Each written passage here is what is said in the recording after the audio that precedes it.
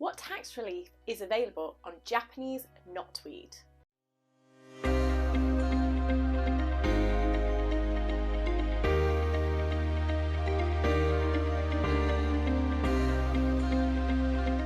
Hi, I'm Kimberly Shapcotts, qualified chartered accountant, property investor and entrepreneur. Let's sit down and have a chat. Japanese knotweed is a problematic plant. However, because it is a problematic plant, there is also tax relief available for dealing with it.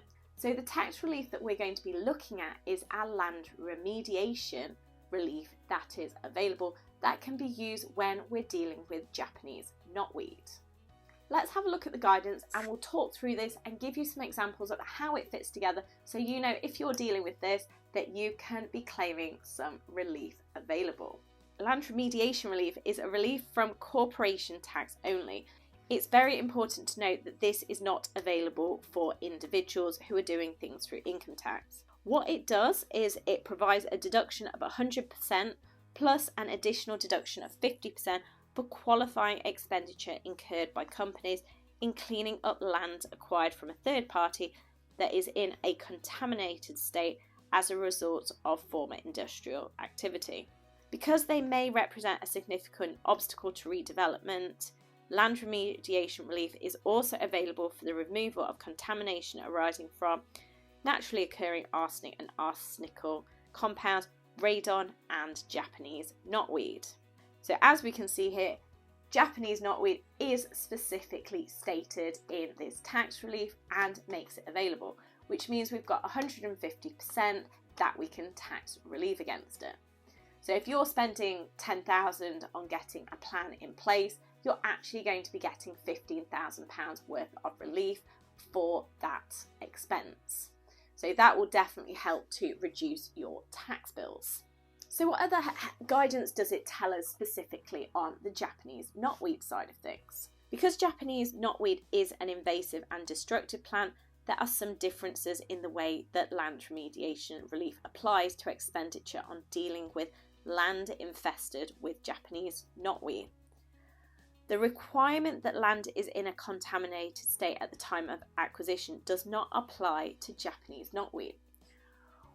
As a result, land remediation relief is available where, for example, Japanese knotweed has been introduced to a site by fly tipping. Because of developments in the technologies for dealing with Japanese land with Japanese knotweed, land remediation relief is no longer available where material containing Japanese knotweed is taken to landfill. All other methods, including the use of off-site treatment centres, continue to qualify for relief.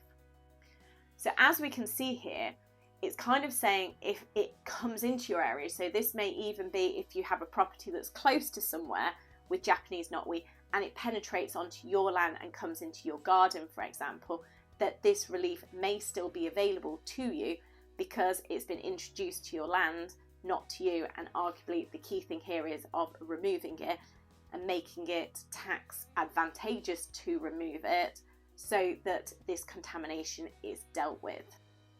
The guidance suggests that the polluter pays, and this gives us the following feedback.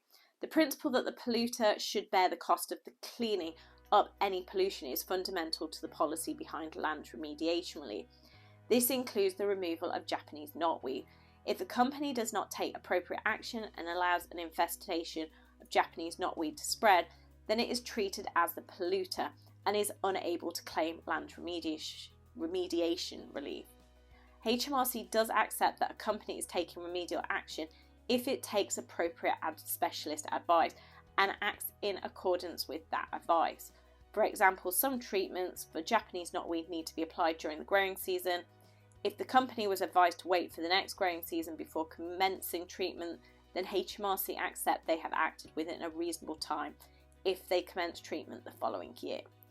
So on this, it's if you are ignoring the fact, if you are not doing it, then the land remediation relief doesn't become available even when you do take action. However, if you are taking action, you've got a plan in place, you know what you're going to do, it might be time sensitive, there might be delays in doing things because of doing things at the appropriate point in time, then that will still make the land remediation relief available, and you can then be claiming that 150%. In effect, the 150% is, as we've said, you spend 10,000, you get an additional 5,000 in your tax calculation, and that will again help increase the expenses, the costs, which therefore reduces the amount that will be taxed, or potentially reduces it down into a loss, depending how much money you are spending on this. This is a useful one to be aware of, because if you are buying properties which do have some sort of Japanese knotweed issue, then at least you know that you're going to be getting some additional tax relief, and if you budgeted that into your costs for how much you're going to be spending on the property, then hopefully this will just relieve any tax that you may be having to pay on other aspects of your business or in the future on this project as it starts to generate you an income. Hopefully today you've discovered what tax relief you may be able to get if you are dealing with Japanese knotweed.